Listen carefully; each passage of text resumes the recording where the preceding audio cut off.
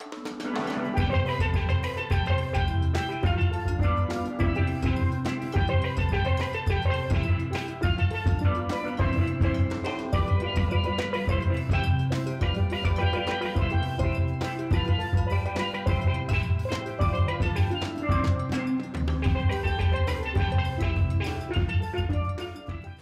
up, guys? No, it is not Christmas season yet.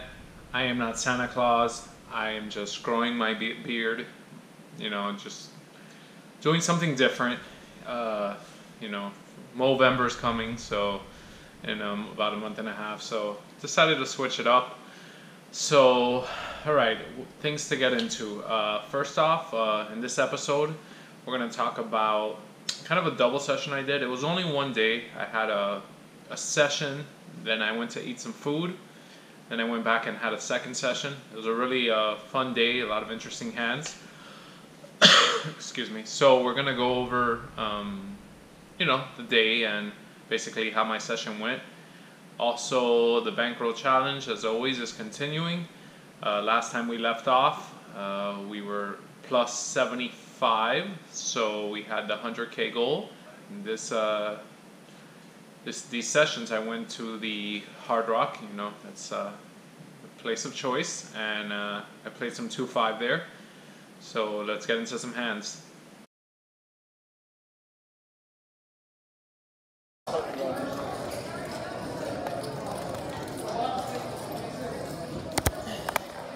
So when I sit down at my 2-5 table, it looks good. I see that there's a lot of action. I don't get cards for a little bit, I'm folding, but I definitely see there's a lot of raising going on. So the first hand of importance to talk about is I have Queen Jack of Hearts in the small blind. In this hand there are 3 limpers and it comes back to me. I decide to put in a bet of $30 as nobody's shown any strength at this point and only the under the gun player calls, so we're going heads up to the flop. The flop comes 10 of spades, 3 of hearts, 2 of hearts. Pretty good flop for my hand, I would say. I got 2 overcards and I have the flush draw. Here, with this type of flop, it could look like I'm bluffing as well. So I could have hands like ace king and missed. So I decide to put in a bet of $50. The under the gun player pretty much instantly calls. So he could have a pair of jacks as he called my hand pre-flop. He could have hit the 10, maybe had a hand like king 10, ace 10. He could also have hearts, although that's more unlikely since I have hearts. But we're going to see what the turn brings. The turn is the 9 of clubs, and this is a great card for me because not only have I picked up the flush draw that I had on the flop, now I also have an open-ended straight draw and still have 2 overs. So I'm really going to put the pressure on here and try to, build this pot or get him to fold as I have a lot of outs.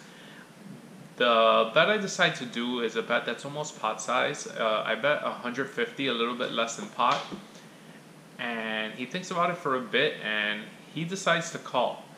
So at this point on the river, no matter what comes, if I get a great card, I'm definitely, gonna bet again. But if I miss, I'm gonna have to triple barrel pretty much on any cards. The river is a brick. It's a 3 and, we miss. It's on me though, first to act. I'm not probably going to win this hand with queen high. So I definitely have to make a bet here in triple barrel. So I decide to do a bet of $275. It shows that I had strength.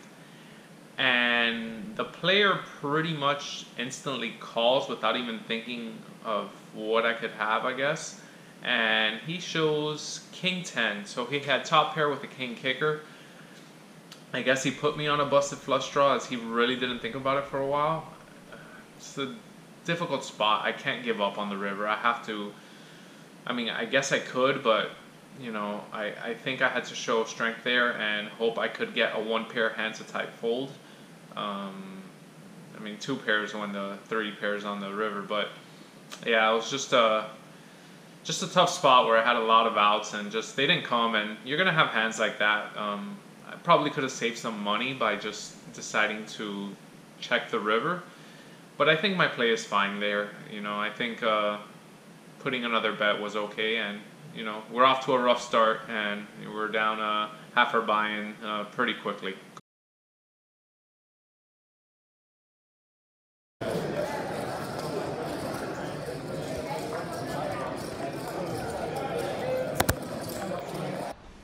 So a couple hands later, continues. These hearts just keep following me. I pick up ace jack of hearts in the big blind. There's a player in the cutoff who ends up betting $25, and it folds to me in the big blind, and I definitely don't think calling here is the proper play, as I'm out of position for the rest of the hand and I'm really not getting any information. This game's about information when you play poker. Sometimes you may have to risk a little bit to get information, and you might even put yourself in some uncomfortable spots that you may not be used to, but you definitely have to switch up your game. So I'm definitely 3-betting here, as I want to see how strong this player is, or if he's just messing around and just trying to take down the blinds. So I bump it up to 70, and he makes the call. So I didn't get 4-bet, so I think he's not super strong at this point. So we go to the flop, and the flop comes jack for deuce, 2 clubs. On this flop, I hit top pair, top kicker, definitely c-betting, as I hit a pretty good flop. So I end up making a bet of $75, about half pot, and he decides to come along and he makes the call. So now we got to think, what can he have? Can he have 2 clubs? Can he possibly maybe have a pair of 10s, maybe some sort of pair, since he may have 9s or 10s or something like that. Only one overcard. I don't think he has queens, kings, or aces, because he probably would have 4-bet me. So let's see what develops on the turn. The turn is a 4, so now there's 2 4s on the board, and it brings in a 3rd club. At this point, it's a double paired board, and there's the flush draw. So I'm going to check, as from what I've seen from this player, he can tend to get very aggressive. So he ends up checking back the turn, and I think if he would have had any piece of this, he would have bet. And I think he's just maybe playing pot control, honestly, now with a pair of some sort that's lower than my jacks and 4s. So maybe he has 10s and 4s, 9s and 4s, like I said earlier. The river comes, and it brings in a non-club, so no 4th club. It's a 6, which would make a 3-5 straight get there. I'm not putting my opponent on 3-5. You gotta go. It's always a history and a story of hand. So is he really calling my hand when I 3-bet to 70 pre-flop with 3-5? I don't think so. So to me, this is a safe card, and I'm going to put the pressure on and try to get, I think some value by putting out a bet here instead of checking, where I think he may check behind. So I put out a bet of 200, and he goes deep into the tank. So he's pondering this for a long time, and we're definitely starting to feel really good about our hands. If he has a 4, he's probably insta-calling. If he has a flush, even if it's low, he's going to at least call. So we're hoping we get a crying call with a hand that's worse than ours. It could be a king-jack, queen-jack, any lower, like 9s, 10s, 8s, 7s, maybe something where he thinks that I don't have the jack. But he ends up making the fold, and we're okay with that result. We definitely built a decent pot by 3-betting pre-flop, and in the small blind is actually a really good place to 3-bet, because at least you can take down a pot pre-flop, and you're going to be out of position on the flop. So it's always good to try to take down the hand. For people that are usually trying to just take down the blinds, you don't even need a hand as strong as ace jack of hearts. It's okay to take different lines in different times when you're playing, and practice your game like that. Every session you should probably try to from the small blind try to 3-bet somebody. Now Don't be reckless about it, but if you see a spot where you think that somebody might be seeing the blinds, I think that's a very profitable play. Ball players, several balls are scared. Yeah, I'm not a big fan. Yeah. This next hand, I pick up one of my favorite types of hands, suited connectors. Forget aces and kings. Give me suited connectors all day. You can have so many possibilities, and they're just fun to play against other players, honestly. So, yeah, I'm a little too excited about those suited connectors. So, I pick up 9, 10 of diamonds, middle position, and I'm going to bump it up to 20. The button call and the small blind call. So, we're going 3 ways to a flop. The flop comes, and it comes 7, 4, 6, rainbow with 1 diamond. So this is a pretty good flop, as I have 2 overs, a gut shot, and can get runner for a flush. So I'm going to put out a bet here, as you know, it's not going to appear that this hits my range because I raised pre-flop, so I should have overcards. So it's probably not a good bet actually in retrospect, but it's a good flop for me, so I should be betting. So I put out a bet of 30, the button folds, and the small blind, who was a player from the last hand, you know, I think he's steaming a little bit, and he raises it to $95. So I don't think I'm going to go anywhere here. As I mentioned, I have 2 overs, the gut shot and runner flush draw. So I think raising him here is definitely way too aggressive. And folding is too nitty against the opponent and based on my hand draws. So I make the call. The turn comes and oh my goodness, it's a good card. Right now, I have the nuts, ladies and gentlemen. An 8 comes. The 8 of hearts comes and we basically have the nuts straight at this point. This is a beautiful spot. So it also brings a second heart, which is fine, obviously. So he does some work for us. He puts out a bet of $140. So I'm never going to raise here. He has raised me on the flop and now put out another decent sized bet. So I'm just going to smooth call here.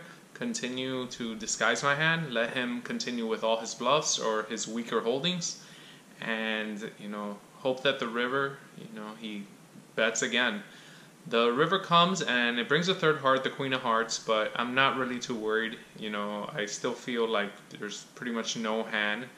It'd be super crazy if he hit a runner flush, but it can happen.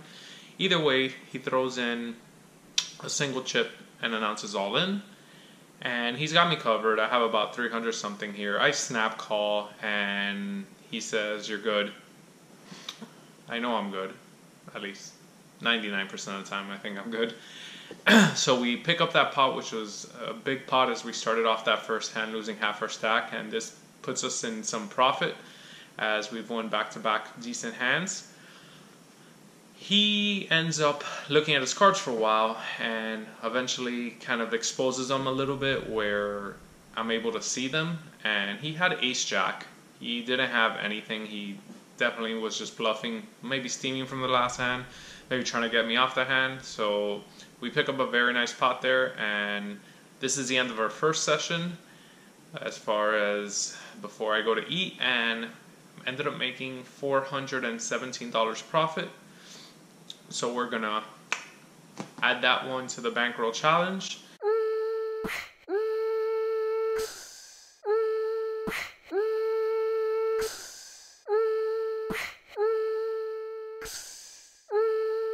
Let's just shove it over here. Yeah. How long you been in today? Just got here.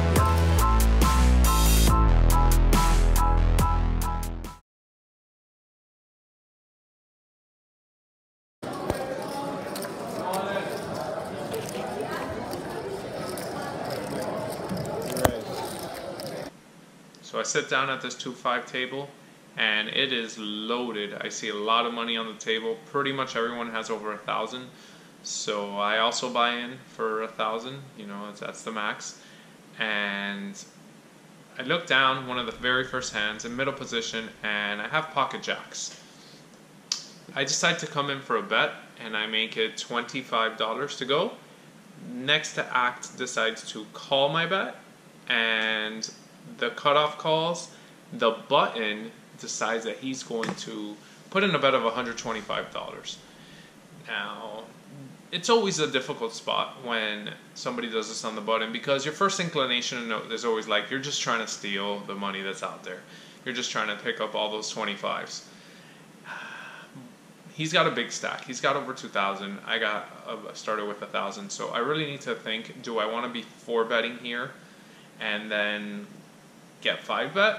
Or should I just call, see what develops, and if I can hit a set, I'm definitely going to get paid off, especially if I can get another person to come along in the hand. So really there's a lot of options here. The only option is definitely not folding, because I don't think anyone should ever be folding in this spot. I decided to take the line of just calling and seeing what the other two players do. To my surprise, the player next to act behind me, who had called my bet of 25, shoves all in. He shoves all in for about 450. I don't remember the exact amount, around 450. The cutoff folds, and the player on the button insta folds, you know, as I don't think he was that strong to begin with. And it's back on me. Now, I gotta think the type of hands that this player can have. It should be an easy call, but it's always good to think before you just call, like, at lightning speed. It seems like the easiest call, but why is the call easy? Well, this is what I thought in my head, and this is how I broke it down. He only called my bet of 25 pre-flop, so we can pretty much eliminate aces and kings from his hands, as most players aren't going to just smooth call there after there's been a bet made. They would 3-bet. Hands like ace-king could be a possibility. I know sometimes I don't 3-bet with ace-king, and I like to play it a little bit trickier. Pretty much any pairs that aren't ace-king, 10s, 9s, 8s, 7s, 6s, you know, any small pair even, could just be trying to make a move here. Also, pocket queens is the only real hand that I have any worry about, but even then, that's a hand that most players are going to be 3-betting. So basically, I should be ahead here and be crushing most hands and just being 50-50 with hands like ace-queen, ace-king. So I make the call. So it's a classic race, jacks against ace-king of spades, and the board runs out 10, 2, 8, 5, 9, and we're good, we hold. Classic race, you know, we were on the right side of that flip, and yeah, I think my calling of the buttons raised instead of 4-betting, well, you know what, it may not have made a difference. I think that player had the intention of, with the ace-king, whoever, you know, popped the pot higher he was gonna go with it. So I guess same result. If I would have 4-bet, he probably would have just shoved all in. I guess he may have folded, you know, but I don't think ace-king of spades with his stack, he was gonna fold regardless. So great result, and we pick up a nice pot, and the second part of my day is going pretty good. You know, we already picked up a nice size spot, and things are looking on the up and up. Final call for Christina, 1-2. Richard Anderson. Like I mentioned earlier, this table has a lot of money, and there's very aggressive players on the table. So in this hand, I pick up one of those fun suited connectors. Let's try to pick up lightning in a bottle again. Or how's the phrase? Strike lightning in a bottle? It doesn't matter. This is about poker. Anyways, so I have 9-8 of diamonds under the gun, and there's a button straddle. I decide to call the $10. Two players in middle position also call, and it folds around to the button, who makes it $45. I already know based on the two players in middle position that they're going to call. So if I didn't know this, I could definitely be 3-betting or just folding this hand, as I think calling is too weak. But in this instance, I'm okay going 3 or 4-handed to the flop, so I make the call, and just as I suspected, the two middle position players call, and we're going 4 ways to a flop. The flop comes 10-5-5. 2 diamonds, we got a flush draw, and it's a pretty safe board as far as that they're 2 5s, which I guess one of those players could have, but you know, as far as flop goes, it's not a terrible flop at all. I decide to check and see what the player on the button does, as he was a straddler and he's also the one who, you know, bumped it up pre-flop. The 2 middle position players check, and the player on the button puts out a bet of 75. I decide to make the call, and actually both players in middle position make the call, so this pot's starting to get big pretty quickly. The turn is a 9, so this pairs the 9 that we have in our hand. Now we have 9s and 5s with the 10s, and we still have our flush draw. I'm still going to check, as now there's, you know, 3 other people in the hand who have all called decent sized bets on the flop. So I check, middle position checks, the other middle position player checks, and the button again puts out a bet. He puts out a bet of 150. This is a spot where I think, do I want to put the pressure now on the button and try to take down this pot as it's a decent sized pot now, or do I want to call and just basically, you know, not try to inflate the pot any more than it is, and also see what the 2 players behind me do, because we really don't have that good of an idea of what they have. So I just decide to call the 150. One of the middle position players fold and the other player calls. So we're off to a river where we could be winning or we could be very far behind. The river comes and we hit our flush. It's the queen of diamonds. 2 options here. I can put out a smallish bet and see where I'm at and maybe get called by weaker hands, as I do have a flush, but it's also not the highest flush, and it's still paired board. I decide to take the line of just checking, hoping that the middle position player checks and the button decides to put out a 3rd bet, as he definitely has been, you know, abusing that button, I guess you would say. But he ends up checking as well, so I'm pretty sure I'm good. I turn over my flush and they both muck. One player said he had a straight, so maybe I lost a little bit of value. The middle position player had said that by not betting, but it's okay. We won a nice sized pot, and those suited connectors, they definitely were good to us tonight. This was only about a 50-minute session when I sat back down at 2-5, and I won over $1,100, so definitely a great night. In total, we made exactly $1,600 between both sessions. So the first session was $417, and the second session was $1,183, and that's definitely a bankroll booster.